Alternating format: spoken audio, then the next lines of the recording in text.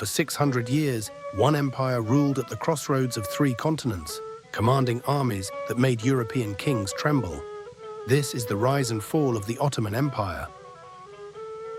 It began around 1299 with Osman I, a minor Turkish chieftain leading a small band of warriors on the frontier of a crumbling Byzantine empire in northwestern Anatolia. Osman's followers were ghazis, warriors for the faith, drawn by plunder and religious purpose. Their small principality sat exactly where Byzantine weakness met Turkish opportunity. Osman's son Orhan captured Bursa in 1326 and made it his capital. He organized the first standing infantry corps and began minting Ottoman coins, the marks of a true state. In 1354, the Ottomans crossed the Dardanelles into Europe for the first time, seizing Gallipoli. It was a foothold that would never again be relinquished. Through the late 1300s, Ottoman armies pushed across the Balkans, absorbing Thrace, Bulgaria, and Serbia, often leaving local Christian rulers in place as tribute-paying vassals. At the Battle of Kosovo in 1389, Sultan Murad I broke Serbian power, though he was killed on the battlefield. His son Bayezid took command and the empire pressed on. Then catastrophe struck. In 1402, the Central Asian conqueror Timur crushed Bayezid at the Battle of Ankara, plunging the young empire into a decade of civil war between rival sons. Mehmed I emerged from the chaos to reunite the realm by 1413. Under his son, Murad II, the Ottomans steadily rebuilt their strength across Anatolia and the Balkans. The defining moment came in 1453.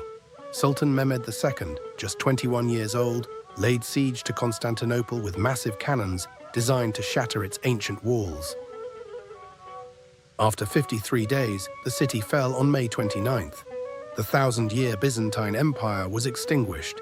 Mehmed, now called the Conqueror, made it his new capital, Istanbul.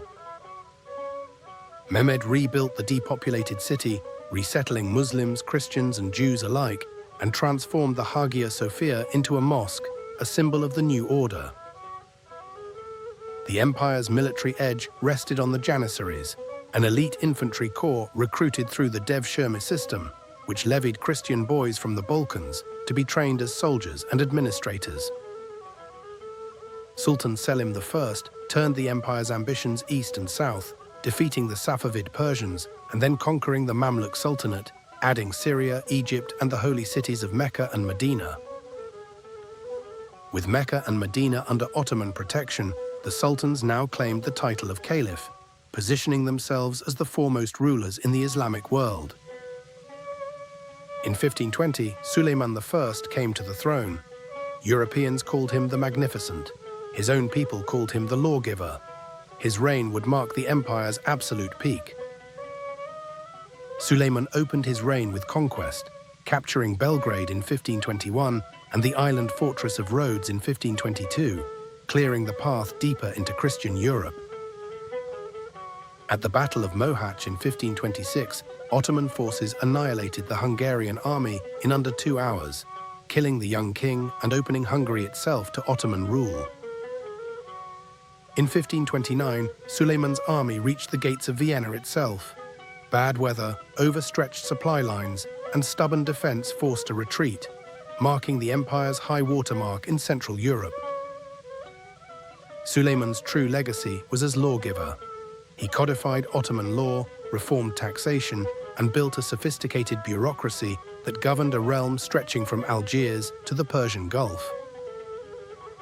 His chief architect, Sinan, raised the Great Suleymaniye Mosque and hundreds of other masterworks, while poetry, miniature painting, and textile arts flourished at court. Under admirals like Barbarossa Hayreddin Pasha, the Ottoman navy dominated the Mediterranean, contesting Spain and Venice for control of its trade routes and islands. That naval dominance was shaken in 1571 when a Christian Holy League fleet destroyed the Ottoman navy at the Battle of Lepanto, though the empire rebuilt its fleet within a year. After Suleiman's death in 1566, the empire entered a slower, more turbulent phase. Succession struggles, palace intrigue, and weaker sultans strained the machinery of government. A dynasty of capable grand viziers from the Kopru family temporarily restored order and military strength in the mid-1600s, even pushing the frontier forward once more. In 1683, the Ottomans besieged Vienna a second time. A relieving Polish-led army shattered the siege, and this defeat began a long, grinding retreat from Central Europe. The 1699 Treaty of Karlowitz forced the Ottomans to cede Hungary and Transylvania, the first major treaty in which the empire surrendered territory rather than gained it. Through the 1700s and 1800s, Russia, Austria, and Britain steadily chipped away at Ottoman lands. European observers began calling the empire the sick man of Europe. Reformist sultans launched the Tanzimat era, attempting to modernize the army, law, and administration along European lines, hoping to halt the empire's decline.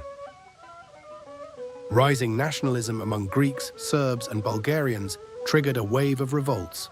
One by one, Balkan provinces broke away or won autonomy through war and diplomacy. In 1908, the Young Turk movement forced the Sultan to restore constitutional rule, seeking to save the empire through modernization, though ethnic tensions only deepened.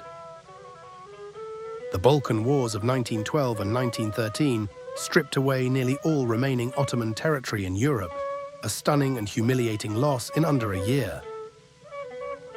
The empire entered the First World War allied with Germany, fighting at Gallipoli and across the Middle East, but ended the war defeated, occupied, and facing dismemberment.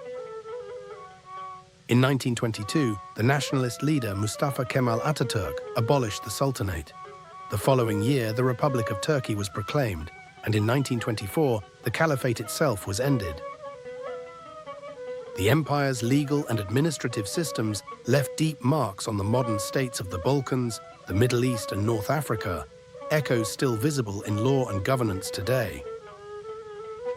Ottoman architecture, cuisine, music, and coffee culture spread across 3 continents, leaving a shared heritage that outlived the empire itself by a century and counting.